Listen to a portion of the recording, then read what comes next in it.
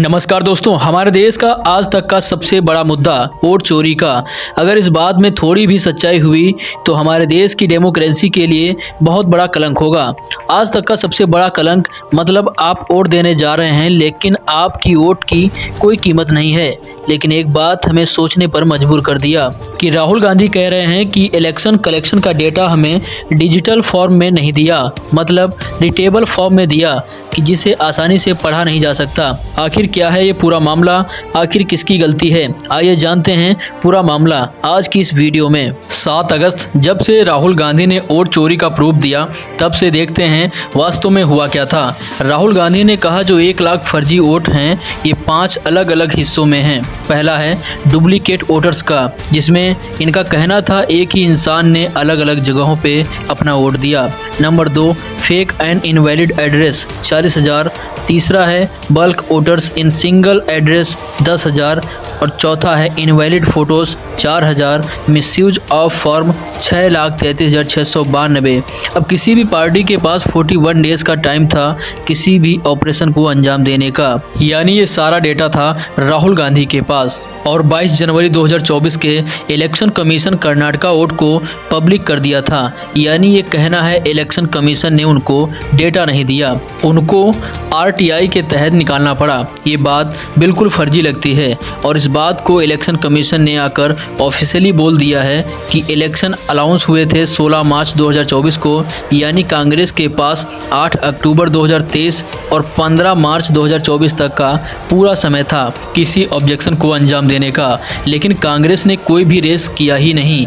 कांग्रेस के पास पूरे के पूरे 139 डेज थे ऑब्जेक्शन को रेस करने के लिए, लेकिन फिर भी कांग्रेस ने कोई भी ऑब्जेक्शन रेस किया ही नहीं। तो ये कंप्लेन करना इलेक्शन कलेक्शन उनको डेटा दिया ही नहीं, ये कहना बिल्कुल बकवास है। इनके पास डेटा इलेक्शन कमीशन पब्लिक करने के लिए पहले से ही मौजूद था। तो क्या राहुल गांधी के किसी भी टीम मेंबर ने इतने दिनों से कोई भी फ्रॉड नोटिस नहीं किया? ऐसा होना बिल्कुल इम्पॉसिबल है। मुझे लगता है बूथ एजेंसी को रियलिटी पता थी और राहुल गांधी जो हैं वो अपनी बात को घुमा रहे हैं। इसी बात में ECI ने जो CCTV कैमरे के फ़ोटोज़ जो थे उनको स्टोर करने का टाइम भी चेंज कर दिया था। 42 डेज़ में अगर कोई भी वोटर्स पब्लिक नहीं किया गया तो 42 डेज़ के फ़ोटोज़ को डिलीट कर दिया जाएगा। लेकिन ये राहुल गांधी जानबूझकर बात को घुमाने की कोशिश कर रहे हैं। अगर राहुल गांधी पूरी बात बता देते तो लोग अच्छे से समझ जाते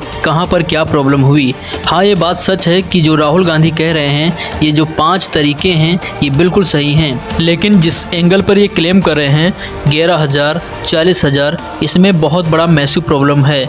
मेरा इसमें सजेशन है दोनों के लिए कि राहुल गांधी को इलेक्शन कमिश्नर चैलेंज एक्सेप्ट करके वोटों पर साइन कर देना चाहिए, क्योंकि आपके पास पूरा डेटा है एनालाइज करने के लिए। फिर किस बात का डर है? उसके बाद देखना पूरी जनता आपके साइड हो जाएगी। दूसरी तरफ मैं इलेक्शन कमिश्नर से कहना चाहूँगा, अगर आपको अपने ऊपर इतना विश्वास है, आपकी इंटीग्रिटी पर इतने सवाल उठ रहे हैं, तो ये इंटीग्रिटी निकाल कर पॉइंट टू पॉइंट उसका जवाब दे दो और इंटीग्रिटी बचा लो। खैर, दोनों में से किसी एक ने मेरी सलाह मान ली तो इस प्रॉब्लम को एंड तक पहुंचाया जा सकता है।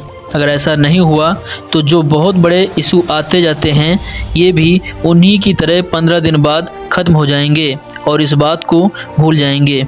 और इस बात पर कितना यकीन किया जाए वो तो पता नहीं, लेकिन जो राहुल गांधी बोलते हैं उनको खुद को नहीं पता कि वो क्या बोलते हैं। इनके बोलने में ही मिस्टेक हो जाती है, इनको खुद को नहीं पता कि ये क्या बोल रहे हैं। तो आप कितने यकीन के साथ कह सकते हैं बीजेपी ने वोट चोरी की है? राहुल गांधी ने कहा आदित्य श्रीवास्तव नाम का आदमी 3 राज्यों का वोटर है, उत्तर प्रदेश, कर्नाटका और महाराष्ट्र का। इंडिया टीवी के मुताबिक EPIC नंबर द्वारा रिसर्च किया गया और नतीजा बड़ा शौकी था। आदित्य श्रीवास्तव सिर्फ कर्नाटका का वोटर था, उत्तर प्रदेश और महाराष्ट्र में इनका कोई भी नाम ही नहीं था, यानी राहुल गांधी गलत थे। ये गलतियां सिर्फ गलती ही नहीं जानबूझकर की जाती हैं। इसलिए मैं राहुल गांधी जी से कहना चाहूँगा, राहुल गांधी जी जो आप करते हैं उसे सोच समझ कर किया करिए और आप जो बोलते हैं उसे भी सोच समझ कर बोला करिए, क्योंकि इससे भी लोगों को फ़र्क पड़ता है। धन्यवाद।